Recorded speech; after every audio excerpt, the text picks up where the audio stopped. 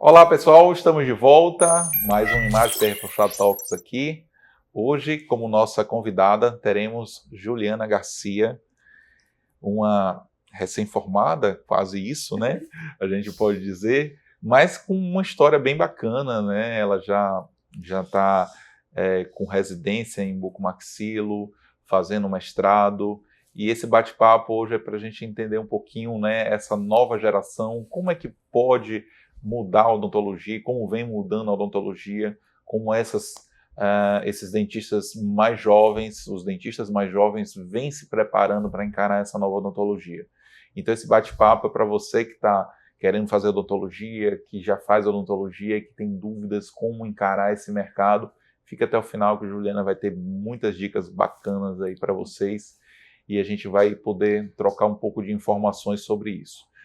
Giovanni, mais uma vez, obrigado por estar aqui presente, né, no nosso episódio, para a gente bater esse papo aqui, estar trocando essa energia e esses conhecimentos aqui hoje com Juliana.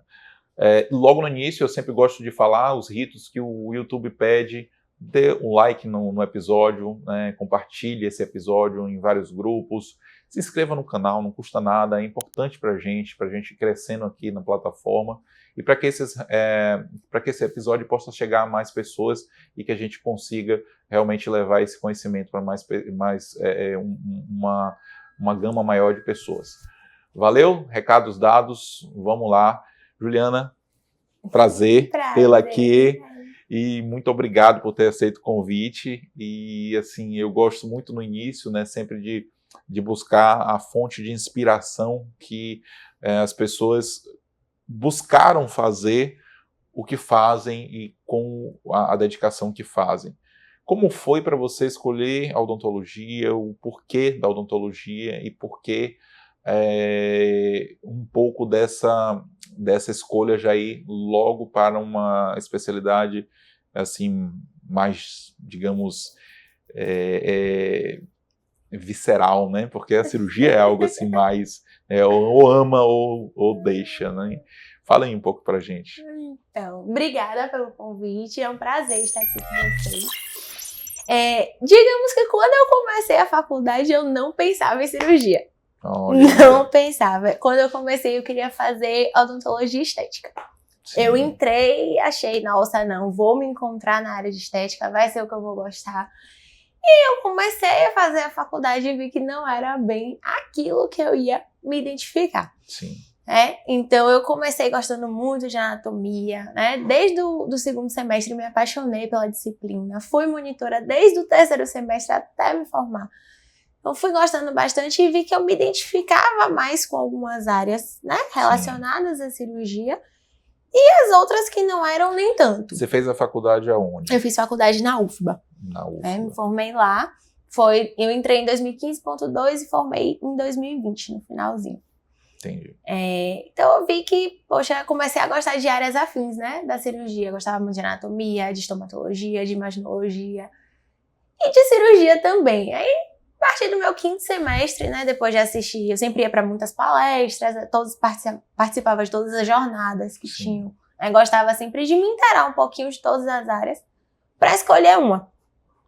E aí, desde então, a cirurgia ficou sempre sendo a minha preferida e eu fui me entregando na faculdade a tudo que era relacionado à cirurgia. Então, sempre procurei entrar em tudo que eu podia da área, conhecer ao máximo, para ver se era aquilo mesmo. E era. Então, me apaixonei, assim, desde a primeira vez. Eu já fui pegar a matéria de cirurgia com uma expectativa grande. E quando eu comecei, eu falei, não, é isso que eu quero fazer. E dentro da cirurgia, existe alguma, assim, que mais te desperta, assim, prazer em estar fazendo? Tem. Assim, amo todas as áreas, né? Gosto muito de fazer todo tipo de cirurgia. Mas a minha preferida sempre vai ser trauma. Eu amo as cirurgias de trauma, eu amo aquilo do imprevisível, né? Aquilo de, poxa, não é tudo tão certinho, mas você encontra de um jeito e reconstrói, restabelece a função. Assim, muitas vezes o desfecho não é aquele que a gente gostaria que fosse, né? Não fica 100% igual ao que era antes. Mas é muito bom saber que você pode estar ali por alguém para ajudar. Você é um caminho para a Isso. solução daquele problema. Você pode ajudar naquele momento difícil, naquele momento de angústia, de desespero, e restabelecer de uma forma boa uma função que foi perdida devido a algum tipo de acidente, né? Ou alguma outra causa externa. Então, eu amo a cirurgia de trauma. Eu, como radiologista, né, acompanhei, eu sempre falo isso, né, eu fiquei 3 anos numa clínica de radiologia médica, onde só tinha tomógrafo Fambin. Então, eu acompanhava muito essas cirurgias de trauma, né, casos odontológicos sempre eram relacionados, eu sempre estava presente nessas aquisições de imagem, e realmente sempre me chamava muito a atenção essa questão da reconstrução, né? A reconstrução, você reconstruir uma face toda destruída é algo, como se estivesse remontando um quebra-cabeça, montando um quebra-cabeça mesmo, né? Pegar cada pedaço, ver o que não dá para ser usado, né? E pegar as placas e reconstruir isso, né? Hoje, com os materiais, o que você fala hoje da tecnologia hoje que tem para a reconstrução? Existe algo revolucionário que vem chegando? O que você pode me dizer sobre isso? Sim. Muitas vezes, né, em alguns pacientes, a gente lança a mão de próteses customizadas para fazer a reconstrução. Então, por exemplo, eu tive um caso ano passado que o paciente perdeu, né?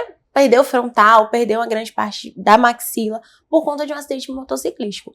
Óbvio que essa reconstrução não vai ser imediata, né? Uma cirurgia customizada, ela precisa ser pensada, ela precisa ser planejada, ela precisa ser trabalhada a longo prazo. Ajuda muito então, nisso, o digital é fundamental para isso, né? A gente só consegue fazer esse tipo de procedimento, esse tipo de prótese com a ajuda do digital. Então, é tudo feito, né, através de uma tomografia, tudo, né, vai para o computador.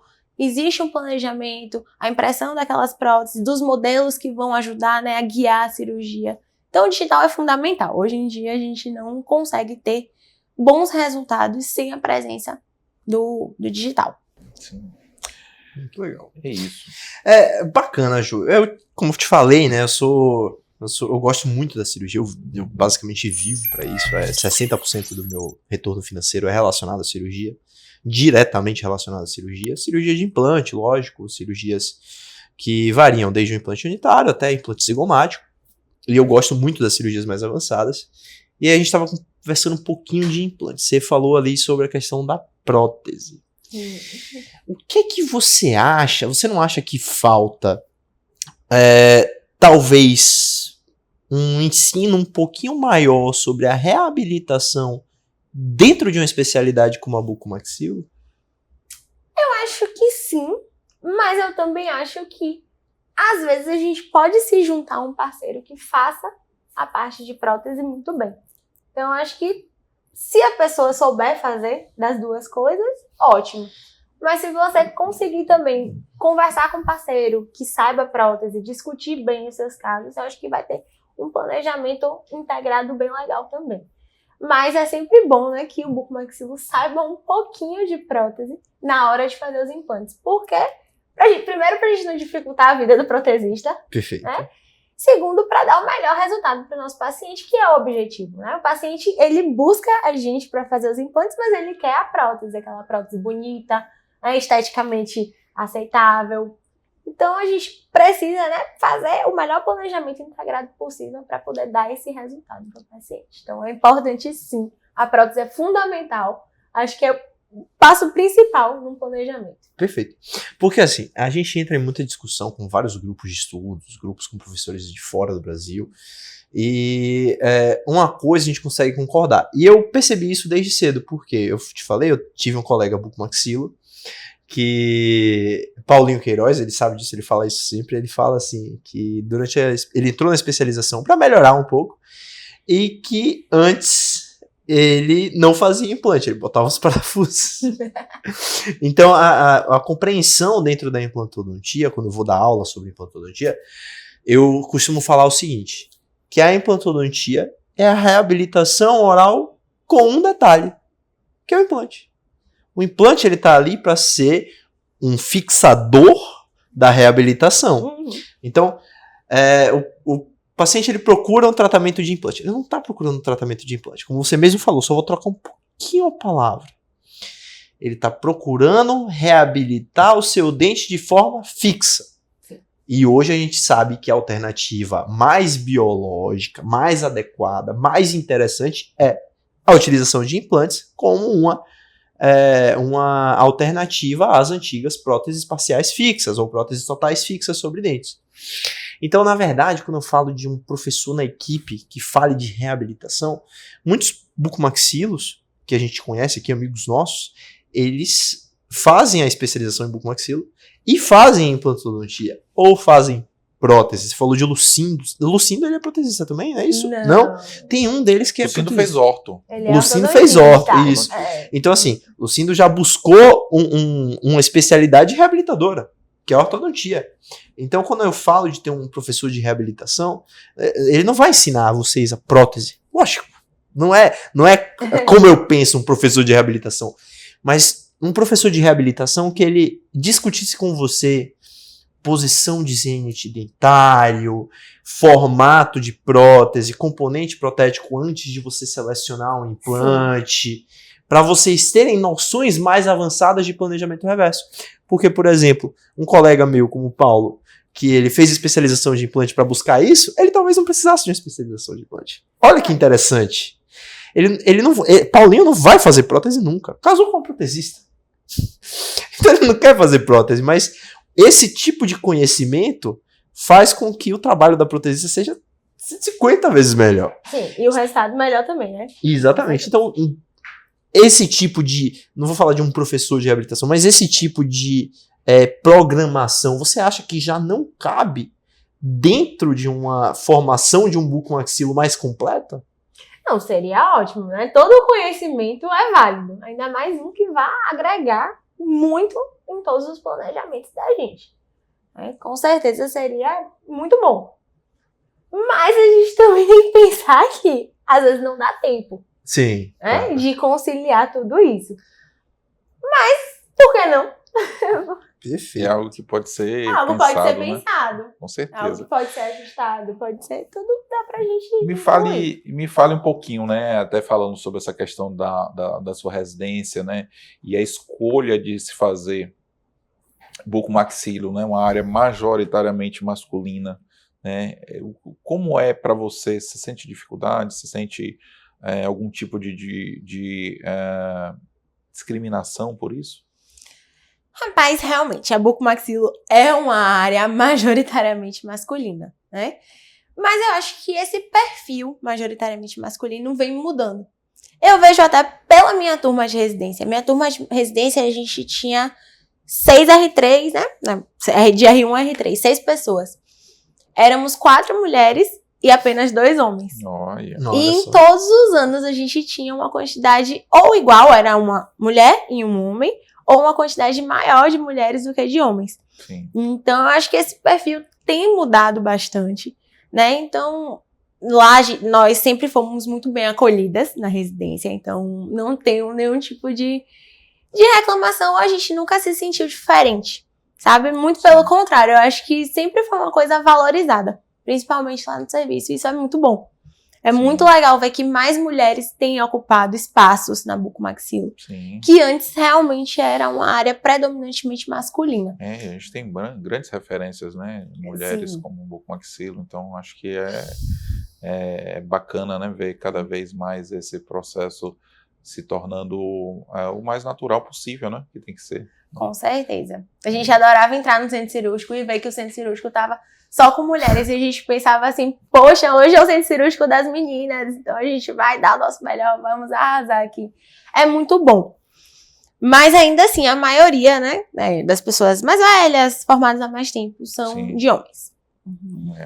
Isso vai, com o tempo, a mudança vai ocorrendo naturalmente, sim, né? Com certeza. Por essa busca aí de um trabalho que é igual com qualquer outro, né? Tanto você, mulher ou homem, vai poder fazer da mesma maneira.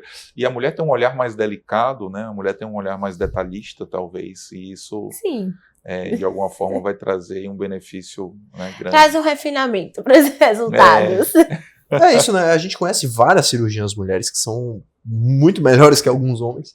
Assim, vai muito de perfil, mas eu acho que realmente esse olho da mulher, de ter um pouco mais de empatia, facilita até a compreensão, às vezes, do que o paciente quer.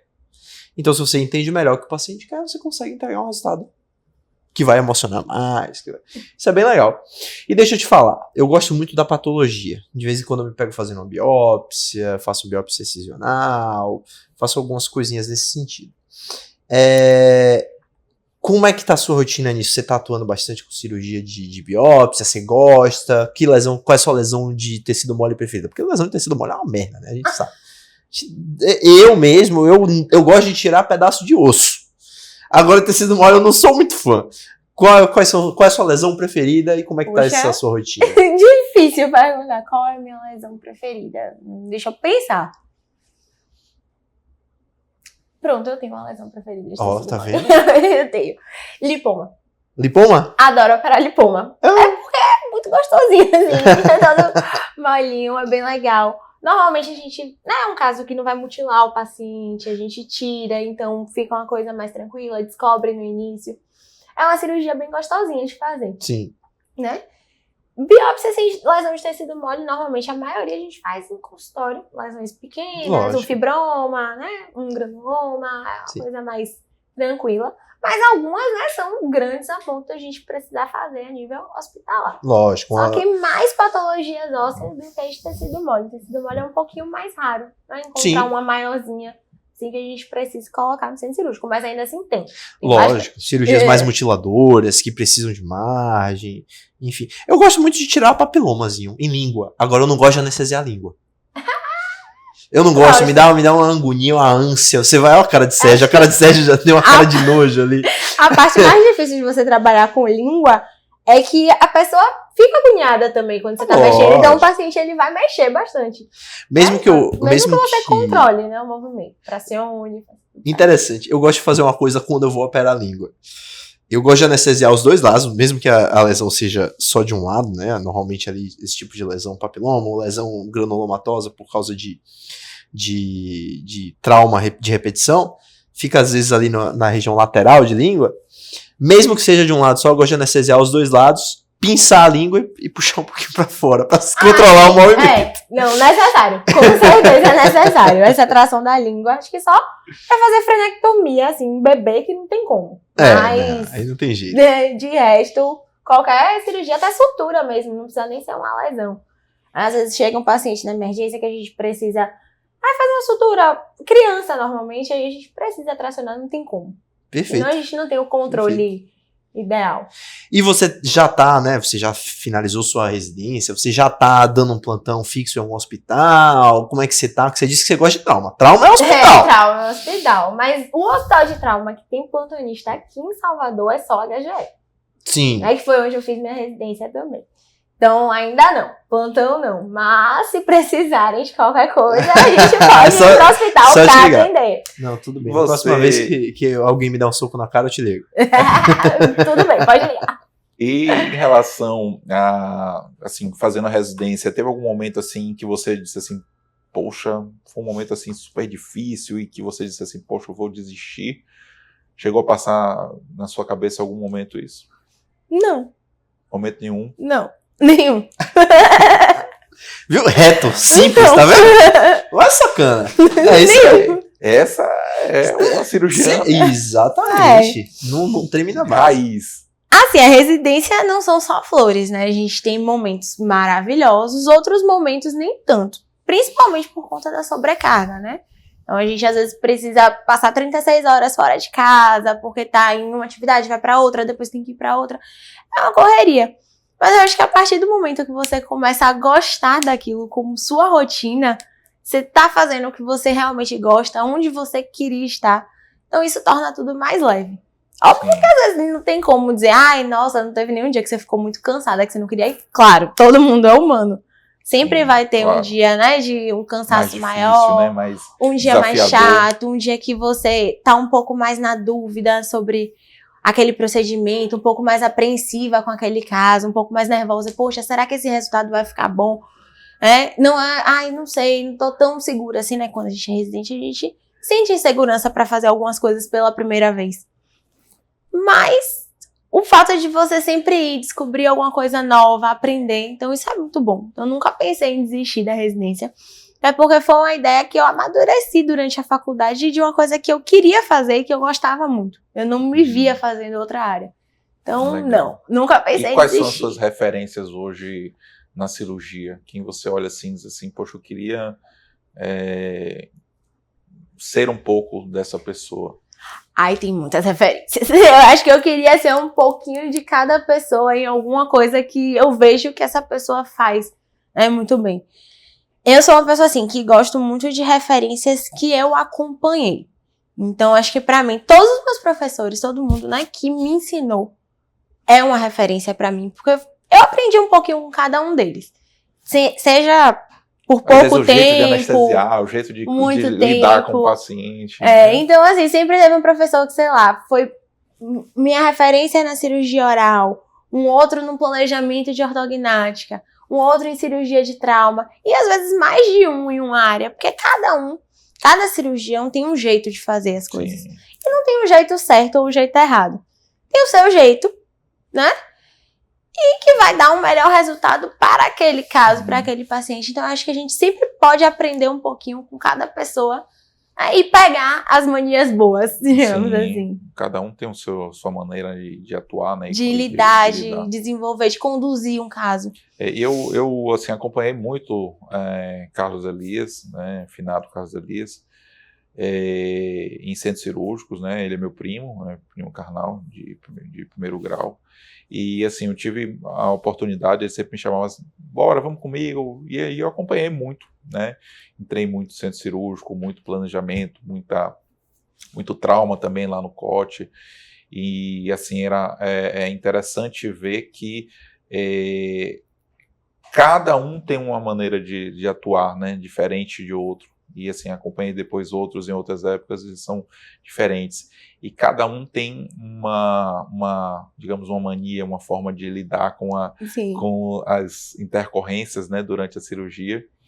E assim, eu digo que eu não fui cirurgião porque eu não tenho habilidade manual, né, mas tinha toda a possibilidade de seguir desde sempre, porque eu acompanhava muito o Carlos Elias, demais, assim, estava sempre lá, ele me chamava direto, quase uma vez por semana, estava sempre no centro cirúrgico com ele, fotografando os casos, eu entrava para fotografar, e acompanhei de perto, assim, né, todas as etapas transcirúrgicas, e foi muito bacana, né, eu aprendi muito com ele, né, assim, mesmo não sendo cirurgião, mas aprendi muito lesão, aprendi muito que foram relacionados na radiologia para mim depois, então, a gente sempre aprende, mesmo que a gente não vá fazer, não vá atuar, né, você vai aprender de alguma forma aquilo ali para mudar, né, a sua vida, né, na sua carreira. Eu acho que isso é bem legal. Mas fale um pouquinho de você, sobre a sua vida dentro da odontologia. Ela hoje se resume a quais desafios atuais? Eu sei que você está fazendo um mestrado, me fale um pouquinho disso. Pronto. Uma coisa que eu sempre pensei, né, na vida, desde antes de entrar na faculdade, eu sempre quis ser professora. Então, sempre foi uma vontade muito grande, mas assim, professora dentro da área que eu trabalhasse. Então, eu escolhi a odontologia e desde sempre eu pensava, poxa, eu quero fazer um mestrado, quero ser professora, mas só depois de fazer a especialização. Eu acho que para você saber ensinar alguma coisa, você precisa praticar essa coisa. Então, eu não queria ser professora sem ser especialista antes, né, em alguma coisa. E aí, assim que terminei a residência em final de fevereiro. Foi final de fevereiro desse ano. Aí eu já entrei no mestrado em março. Tô fazendo mestrado, voltei pra UFBA, né? Voltei pra minha casa. Gosto muito de lá. Aprendo muito a cada dia. Acho que esse primeiro semestre do mestrado... Quem é a sua orientadora? Minha orientadora é a professora Viviane Sarmento. Ela também foi minha orientadora na graduação do meu grupo de pesquisa. Então, desde o quarto semestre eu fazia pesquisa com a professora Viviane. É uma referência maravilhosa, assim, pra mim. O bom de Viviane é que ela vai levar as pessoas, todos que estiverem ao redor dela, sempre no limite máximo do conhecimento. Então, com certeza. Então você tem aí nas mãos aí um mar azul aí para aproveitar, né? Muita coisa boa. Isso, qual a sua linha de pesquisa? O que é que você tem pensado em fazer como defesa? O que é que tem mais despertado assim o brilho nos olhos? Minha área de concentração, junto com a professora Viviane, é a de diagnóstico oral, né? Lá no mestrado da UFBA, a gente não volta tanto para a cirurgia. Mas a gente está procurando fazer, no meu projeto, né? Da minha dissertação, Sim. alguma coisa que a gente possa, né, relacionar um pouquinho ao menos com patologia. Sim. Então, o objetivo a gente ainda está definindo se vai ficar isso mesmo, mas de antemão, no meu projeto a gente vai avaliar algumas tomografias e buscar a incidência de lesões ósseas em exames de imagem de rotina. Ou seja, as tomografias que a gente tem no banco foram feitas por algum motivo e acabaram descobrindo, né, alguma lesão. Então, a gente vai ver a incidência dessas lesões descobertas, né, de uma forma, digamos assim, aleatória, rotineira, em exames de rotina indicados por outra demanda. Então, a gente vai trabalhar com isso. Isso é bem interessante, né? Porque, assim, você tá indo para avaliação direta da tomografia. Agora, aí, já viajando, né? Eu me interesso bastante por pesquisa. E se lógico, existisse um trabalho que verificasse a incidência disso de panorâmicas? Porque, por exemplo... Seria maior a incidência, com certeza. Talvez não. Talvez fosse menor. Mas aí, dentro dessa perspectiva, se você acha que, por exemplo, em 50% das panorâmicas que foram solicitadas para uma avaliação dentária das arcadas, você tivesse algum nível de patologia dentro da região compreendida pela panorâmica, será que não justificaria, ao invés de ter o exame de acompanhamento panorâmica, já ir direto para a tomografia? Só viajando, né? Lógico. Porque assim, a gente teria uma visão melhor, a quantidade de radiação, a diferença é muito pequena, e dessa maneira a gente já vai direto para o exame resolutivo de planejamento, né? Porque a panorâmica, hoje eu uso muito como planejamento de cirurgias mais simples, né? Terceiros molares em boca, coisas bem, bem simples, bem tranquilas. Mas assim, mais é um critério de acompanhamento e diagnóstico. Paciente com pós-operatório, paciente que eu já fiz a cirurgia, que já está em acompanhamento. Mas será que o paciente que ele é um paciente de primeira avaliação, ou que está há anos sem fazer, será que não justifica já? Não sei, só jogando no ar. A gente vai trabalhar com tomografia porque, na verdade, é um banco de dados. A gente não vai pedir que os pacientes façam tomografia porque não teria, né, objetivo expor uma pessoa à radiação sem indicação. Perfeito. Né, desse exame. Então, são exames que já foram feitos, que estão no banco de dados do hospital. Aí, por algum motivo, foi descoberta uma patologia nesses exames, que foram indicados por N motivos. Não Perfeito. Necessariamente uma patologia. Então, acabou se descobrindo por conta disso. Se a gente tivesse um banco de dados de panorâmica grande, eu acho que sim, seria ótimo também, né? Associar, né, porque panorâmica é um exame mais rotineiro. As pessoas fazem mais panorâmica do que tomografia. Então, se vai no ortodontista para fazer um planejamento inicial, vai precisar de panorâmica. Um implantodonista vai pedir uma panorâmica. Então, na odontologia é o exame que a gente usa com mais frequência. Então, a gente pode fazer panorâmica para basicamente tudo. Sim. Né? Então, a gente sempre pede, da rotina do cirurgião dentista. Mas, nesse caso, a gente vai usar a tomografia mesmo, porque já é um banco de dados antigo e a gente quer tabular, né, essa incidência de lesão. Muito legal. Muito bom. E esse banco de dados, ele é de onde? Lá da própria UFBA? Do UPS. Ah, tá legal. E aí vocês vão pegar, você tem ideia mais ou menos de números? A gente ainda não sabe o N, mas já sabemos que são as tomografias de pelo menos 2018 até 2025. Legal. Não, eu ia perguntar isso. É muita coisa. É muita tomografia, é chão. Bacana. E Ju, seguinte, fora isso, né, a gente sabe que você falou aí que você gosta, né, tá fazendo um mestrado, que você gosta de ser professora e tal. E você pensa no futuro em doutorado? Porque assim, o pessoal, às vezes que tá acompanhando a gente, tem muito aluno e tal, o pessoal fala assim, doutorado e tal, não sei o quê. Mas as pessoas têm que entender, o mestrado forma um professor, o doutorado forma um pesquisador. Você pensa no doutorado no futuro? Já passou pela sua cabeça? Como é isso? Penso sim, quero fazer também. Eu acho que realmente, né, não vai formar um professor, vai formar um pesquisador. Eu acho que é sempre uma oportunidade de agregar na sua formação. Aí se a gente for pensar, por exemplo, em outra coisa, vamos fugir do tema, pensar no concurso, hoje em dia. Se tiver prova de títulos nesse concurso, quem fez doutorado vai passar na frente de quem não fez. Perfeito. Então é uma coisa que não, por mais que ela não queira ser pesquisadora, eu acho que não. Aí já é uma coisa que vai fugir um pouco muito do clínico. Eu amo a clínica. Sim. Eu amo operar, eu amo centro cirúrgico, eu amo consultório. Então, não que você não possa, né? Não que você não vá fazer clínica se você for pesquisador, uma coisa não anula a outra, mas eu não acho que a pesquisa se encaixe. Entendi.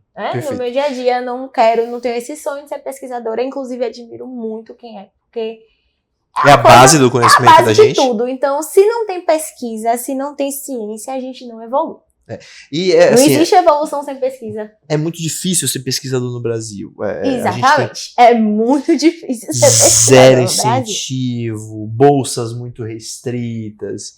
E assim, é um conhecimento Corte que a gente... de verba, falta de insumos. Então, o pesquisador, ele sofre muito para poder dar o seu máximo com o mínimo. Então, é mais um motivo para a gente estar aqui sempre admirando essas pessoas, porque é incrível. É incrível, de fato. É um trabalho maravilhoso. Eu acho sensacional. E é isso, assim, eu acho que falta, dentro da formação universitária ainda, um pleno entendimento, uma plena compreensão sobre esses tipos de pós-graduação. As pessoas não entendem como isso faz diferença. Lógico, pô, o doutorado é incentivado através de vantagens em concursos, aumento salarial, mas o aluno que ele acaba entrando porque ele tem que fazer só por causa desses motivos, talvez ele não tenha uma performance tão legal e acaba... existe um movimento que eu chamo de entulhamento científico. Que é o quê? Isso daí é esquizofrenia, claro, é voz da minha cabeça. Que é o quê? Hoje eu encaro os TCCs como ferramentas de obrigação a uma produção científica que deveriam ser desencorajadas. Por quê? Porque o TCC, você pega aquele aluno, você força que ele faça uma coisa que ele não tem afinidade nenhuma.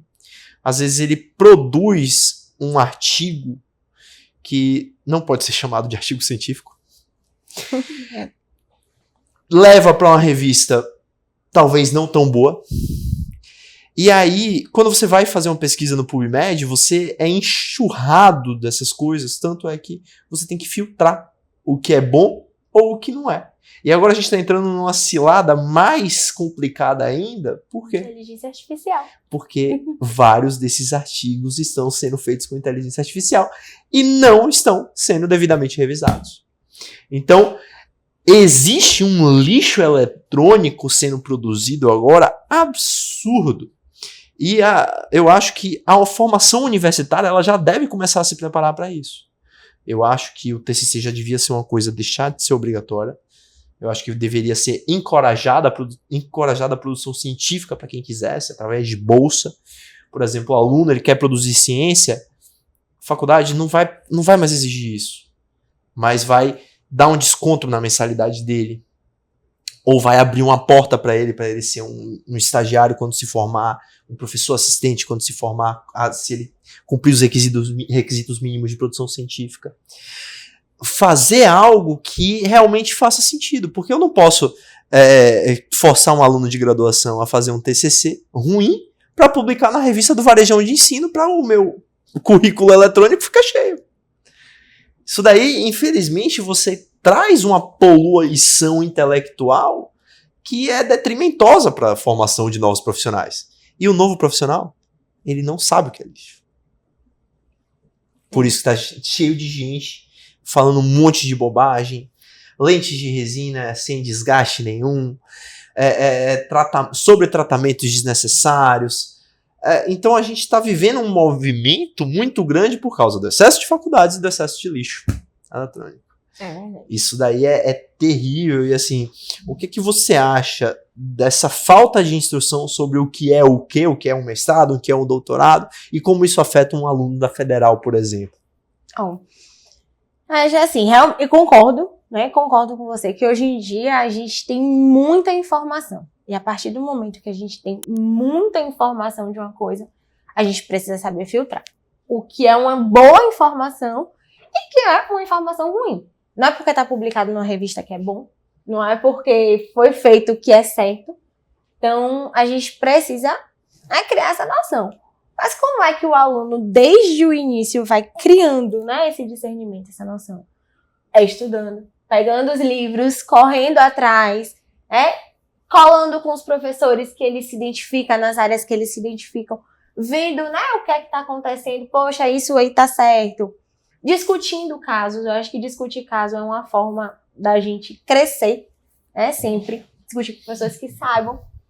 E aí, óbvio que logo no início, ninguém vai conseguir filtrar o que é um artigo bom, o que é um artigo ruim, o que é uma informação boa, o que é uma informação ruim. Mas a partir do momento que você vai estudando mais, se aprofundando mais naquela área, você vai conseguindo, né, ter o discernimento para saber qual é a informação que é adequada e a que não é. Mestrado, doutorado, às vezes tem gente assim, até os mais velhos, né, os pais, às vezes ficam, não, porque você tem que fazer. Você vai fazer seu mestrado, vai fazer seu doutorado. Mas não, mestrado, doutorado é para realmente quem quer fazer, quem está disposto, porque toma tempo, né, bastante tempo. Você passa anos se dedicando para aquilo, então não é uma coisa que, vou fazer, entrei, vou fazer nada e vou ganhar o meu título. Não é bem assim que funciona.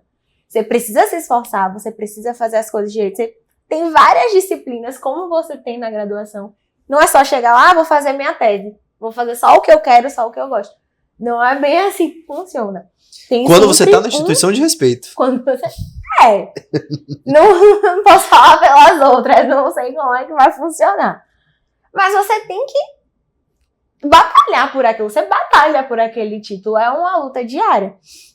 Então, você tem que querer. Primeira coisa é querer. Então fala aí pra galera. Hoje, quanto tempo lhe toma na semana ser uma aluna de mestrado da Federal? 3 dias. Completos. 3 dias. Nossa senhora. Assim, não que eu tenha Ou seja, aula... você só consegue produzir financeiramente... Menos de 50% do que você poderia. 3 dias. Não que eu tenha aula todos os 3 dias, o dia todo. Mas quando você não está em aula, você tá estudando, você tem que fazer aulas. Você tem que estudar para as aulas que você fez e que você precisa dar. Produzir alguns artigos, pensar no seu projeto, ir atrás da sua pesquisa, coletar dados. Então, ocupa um certo tempo. Mas eu também estou falando como aluna do primeiro semestre do mestrado. Então, eu comecei agora, eu estou pegando todas as matérias, depois, talvez, né? Deu uma aliviada. Esperamos que sim. Não sei nos próximos capítulos. Mas ocupa um tempo e exige uma dedicação. E assim, poxa, eu como aluna, eu não quero ser uma aluna que vai chegar lá e vai mostrar qualquer coisa pro meu professor só pra dizer que eu fiz. Eu não acho que, se você vai fazer isso, nem vai fazer seu mestrado. Perfeito. Mestrado ou qualquer outra coisa que você se propõe a fazer. Se você se propôs a fazer alguma coisa, faça bem feito. Faça bem feito. Não é pra fazer de qualquer jeito. Então isso é do início da graduação até o final da sua vida profissional. Sim. Faça direito o que você se propôs a fazer. Não é pra entregar, você não tá obrigado. Você escolheu prestar uma prova, um processo seletivo, passar. Então você precisa dar o seu melhor naquilo ali. Então, isso. E sobre acesso de informação, é estudar. Estudar sempre vai ser a melhor saída para você discernir o que é uma boa informação e o que é uma informação ruim. Que não vai funcionar. Então, quanto mais você se especializa, eu acho que mais você consegue discernir o que é bom, o que não é. Hoje mesmo, agora, né? No início não mostrei nada ainda, mas eu consigo ver, tipo, eu falei, poxa, às vezes eu publiquei um artigo, poderia ter melhorado ele, colocado numa revista melhor. Mas a gente também tem que começar de alguma forma. Então, perfeito. Meta as caras, faça, comece. Tem aquela trend, né? Comece, depois melhore. E a gente sempre pode melhorar, a gente está em constante evolução. Sim. Perfeito. E você, assim, falou muito de trauma, de patologia, Mas fala um pouco de cirurgia ortognática. Lhe encanta? Muito. Eu adoro cirurgia ortognática. Eu tava conversando, né? A gente tava conversando um pouquinho antes, que a parte que eu mais gosto da cirurgia ortognática é quando os meus pacientes vêm falar comigo sobre o dia a dia deles, sobre a vida deles depois, o quanto mudou alguma coisa. Poxa, hoje alguém me falou que eu tô muito mais bonita, eu tô me sentindo muito mais feliz, muito mais confiante. Isso é tão legal, você vê que você mudou a autoestima daquela pessoa. Então, nada vai pagar esse desfecho da ortognática. Eu acho que é a melhor parte. E, sem dúvida, é a parte mais encantadora, onde a gente consegue, né? Você acha que a parte mais encantadora da bucomaxila é a parte mais encantadora da ortognática é essa. A bucomaxila tem várias partes muito encantadoras. Então, acho que eu não consigo definir uma que é mais ou menos. Mas, sem dúvida, na ortognática a gente consegue ver uma mudança de qualidade de vida. E acompanhar muito bem, porque a gente acompanha o paciente antes por um bom tempo, então a gente acompanha no procedimento e depois ainda segue acompanhando bastante. Então, acho que o paciente fica mais tempo com o cirurgião. Sim. Então, é muito bom, é muito legal, é muito encantador acompanhar essa evolução. E acompanhei, né, do início até o fim, e realmente é assim, maravilhoso, né, ver o pós-cirúrgico, a finalização, a tirada do aparelho, e ele tá ali totalmente diferente do que ele era, né? Realmente isso muda muito. Mais feliz, né? Recuperando estética, função, tudo. Então, é uma cirurgia que é muito gratificante. Tanto para o cirurgião como para o paciente. Porque ver aquilo que você planejou saindo do papel e com uma pessoa ficando muito feliz com aquele resultado é maravilhoso. Isso é a busca, né, nossa, todos os dias. O que nos move é justamente ver a satisfação do paciente. Sim, com certeza.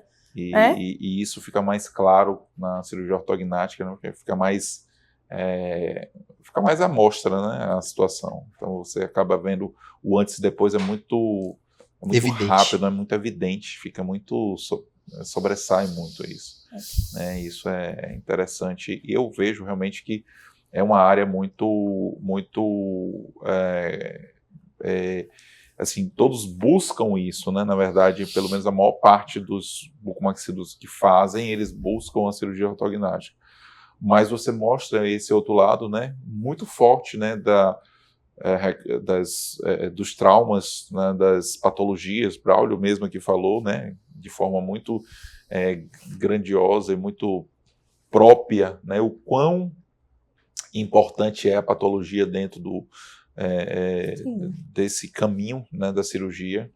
E isso mostra que existem várias opções, né, não é algo tão isolado. E falando ainda nisso, teve alguma situação assim mais desafiadora que você já passou no centro cirúrgico? Você consegue contar aqui pra gente? Defina desafiadora, em que sentido? Aquela hemorragia que parecia que não ia parar nunca. Acontece às vezes. Agora pega mais e descreva pra gente. Foi em que cirurgia, foi fazendo o quê?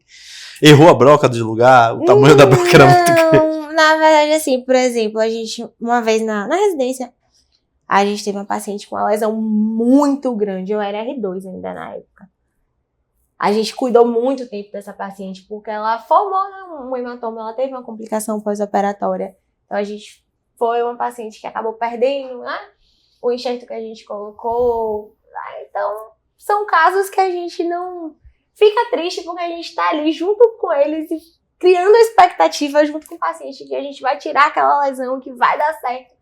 E às vezes não dá certo, né, de primeira. Sim. Mas a gente seguiu lá, seguiu acompanhando, reabordou quando foi necessário, e agora ela... E o maior susto no centro cirúrgico? Maior susto... Foi fazer uma ortognática e foi fraturou no lugar errado. Esse tipo de coisa. Bad split, não. História de terror.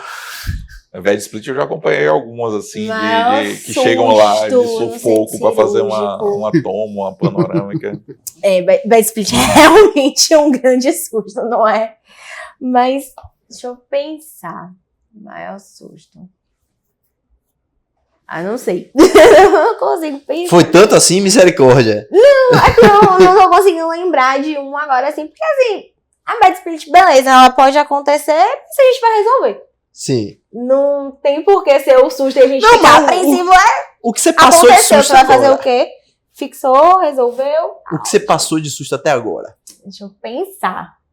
Perrengue que você passou. Porque teve um perrengue que foi assim, acho que foi o primeiro terceiro molar anquilosado que eu fui tirar. Eu peguei, tava lá, né, cirurgia, eu falei pro paciente, não, fique de boa, tá suave. Menino, 6 meses de formato, 7 meses de formato. Aí eu, fui tirando o dente, aí quando eu finalmente, depois de 1h30, terminei de tirar as raízes do terceiro molar. Veio o côndilo junto. Não, foi... Eu tava lá, eu olhei assim, eu falei, rapaz, isso é tecido de granulação. Peguei o molde, enfiei. Era artéria. Ela parecia uma privada entupida. Sabe? O sangue subia assim, eu pegava gás, o sangue subia, eu pegava gás, e parecia que não ia parar. Eu fiquei uns 30 minutos lá, botando gás e orando, botando gás e orando, botando gás e orando. E assim, nessa pegada aí, o que é que você já passou? Então, deixa eu pensar aqui. Porque assim, às vezes acontece de rotina e a gente não... O mais marcante... É porque, pelo que eu tô entendendo, ela é tão tranquila. Ela é tão tranquila que nada assusta. Ela não se estressa. Não, a gente se estressa, fica nervoso, mas é aquele pensamento, tem que resolver. E aí? Vamos fazer o quê? É igual a gente teve um colega lá no início do mestrado, o Gleison, o mineiro. É, eu lembrei desse. Que ele disse que estava extraindo um segundo molar, um primeiro molar, enfim. Só que você sabe, quando a gente tem um primeiro molar, um segundo molar, que tá com anquilose na parede vestibular, às vezes você arranca fora uma parede do seio. Um pedaço da parede do seio. Ele disse que uma vez ele tava tirando um primeiro molar, que aí quando ele tirou, a parede do seio desceu assim, que a musculatura caiu um pouco pra baixo. Oh, meu Deus. Ele disse Aí ele que pensou assim que achou que a órbita do paciente tinha vindo junto. que a órbita do paciente tinha vindo junto. Pronto, teve uma vez na Ai, graduação. Você falou esse negócio de seio, que eu lembrei que eu fiquei... Desse dia eu fiquei desesperada, fiquei super assustada. Eu tinha que fazer um segundo e um terceiro molar. O segundo molar tava muito anquilosado. A gente fez o terceiro saiu, o segundo nada de sair. Eu falei, meu Deus, não vai sair, não vai sair, não vai sair. Quando a gente tirou o segundo, saiu um pedaço, né? Grande de Veio osso. até um pedaço do esfenoide. Eu só vi alguma coisinha assim, ó, azulzinha, aí eu... Professor, aconteceu alguma coisa aqui, aconteceu alguma coisa aqui. Aí ele foi olhar, na época da graduação, então o professor sentou, suturou tudo direitinho pra poder não ficar, mas o seio tinha exposto. Foi a primeira vez que eu vi um seio maxilar, e eu fiquei assim, meu Deus, e agora faz o quê? O que vai acontecer? Pronto. Isso aí eu consigo lembrar bem. E no outro lado oposto, assim, o que mais te, assim, um pós-cirúrgico, assim, que mais lhe encantou, assim, você, poxa, é isso, pra isso que eu nasci. Aí tiveram alguns. Tiveram alguns. Assim, alguns. especial, que você ficou, assim, super feliz. Rapaz, teve. Tem um dos meus pacientes de ortognática, ele sempre fala comigo. E ele, né, quando ele chegou, ele já tinha passado, né, por algumas consultas, já estava usando aparelho há algum tempo, e uma colega minha, ortodontista, indicou, né, falou, não, vá conhecer Ju. Eu acho que você vai gostar dela. E aí, logo na primeira consulta, ele me contou, né, tudo. Eu falei, não, me conte um pouquinho mais sobre você, o que é que você já sabe, né, sobre ortognática, porque ele já sabia, ele disse que até tem um grupo de pacientes de ortognática que eles conversam, tiram dúvidas. E aí ele conversou comigo, ele falou, vamos fazer, a gente vai fazer essa cirurgia. Gostei muito de você porque a gente conseguiu conversar, você conseguiu, né, me ouvir. E desde então ficou, né, uma amizade aí. Então ele fala que a cirurgia mudou completamente a vida dele, que ele tá muito feliz, que ele, né, é uma pessoa mais confiante. Então esse pós-operatório em especial marcou. Marcou bastante. Né? E essas coisas são importantes para que nos impulsiona, né? Sim. Sempre a buscar continuar estudando, continuar seguindo. Isso é muito bom. E para a gente já aqui na reta final do nosso bate-papo, eu queria que você falasse um pouquinho como se você estivesse conversando com uma pessoa que está entrando no primeiro semestre de odontologia. que dica e quais detalhes você passaria para aquela pessoa? Primeiro estude, né? E não tenha pressa de descobrir qual é a área que você quer logo no início. Acho que a gente entra com muitas ideias, mas a gente não sabe ainda como funciona cada área. Então, logo quando a gente está entrando, o ideal é que a gente conheça um pouquinho de tudo e vá vendo nesse pouquinho o que é que a gente mais se identifica para poder ir conhecendo mais e depois ver se é aquilo mesmo. Não tem problema nenhum você começar com a ideia, depois mudar de ideia. Às vezes a gente muda de ideia até depois de formado e tudo bem, né? Mas estudar sempre vai ser o melhor caminho. E se propor a fazer bem aquilo que, né, você entrou para fazer. Não adianta fazer de qualquer jeito. Tem que se jogar mesmo e fazer da melhor forma possível. O conhecimento, né, é o maior tesouro que a gente tem, né? Com certeza. Isso é nosso, ninguém tira e pode abrir muitas portas, né? Certo? Show de bola. Maravilha, minha amiga. E para a gente finalizar, eu queria que você falasse uma imagem que fizesse algum significado para a sua vida, né? Que eu sempre gosto de linkar com esse momento imagem, né? Que é o nome da clínica, Imagem PR Fouchard. Eu gosto sempre de ter esse momento no final, que é a última pergunta que eu faço sempre. Que imagem você gostaria de colocar, assim, que simbolizasse algo muito relevante para você? A imagem, minha família, na porta de casa, toda vez que eu vou sair, me apoiando, me encorajando e mostrando o lugar que eu sempre posso voltar. Que massa, é isso aí. Bacana. Obrigado, Ju. Gente, terminamos aqui mais um episódio. Agradecer a todos. Agradecer a Juliana, a Giovanni por estarem aqui presentes. E no final do episódio a gente sempre reforça os nossos pedidos, dar um like no episódio, compartilhar, né, nos grupos de WhatsApp esse episódio com esse link e se inscrever no canal. Isso é muito bacana, muito importante para a gente continuar crescendo aqui na plataforma. Obrigado a todos e até o próximo episódio.